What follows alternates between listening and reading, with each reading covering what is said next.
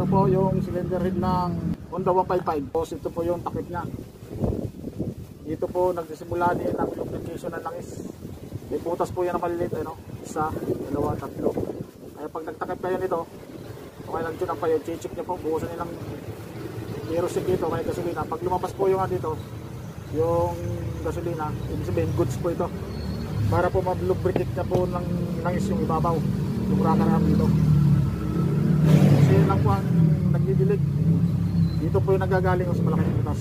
Pasok po dito sa dulo, sa malaking butas. Tapos lalabas na po dito. Siya po yung magdidilig sa ibabaw ng rocker arm. Ito po yung rocker arm niya. Yan.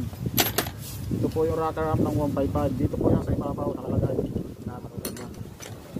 Ganyan po yan. Yan. Kaya didiligan na po yan. Kasi pag wala pong lubrication ng langis, iingay din po. Minsan napupudpud yung mga dulo o kaya lumalaki ang clearance ito. Kasi kinakain, nasusunog. Yun po yun. At saka uusok. Gawa nung yung valve seal, hindi na mapaliguan ng langis, nasusunog. Yan po mga dahilan yan. Tapos ang spring pala nito sa valve niya, valvula niya, apat na piraso, isang maliit, isang malaki. Pinaka po, kaya ang lakas po ng niya, sipa.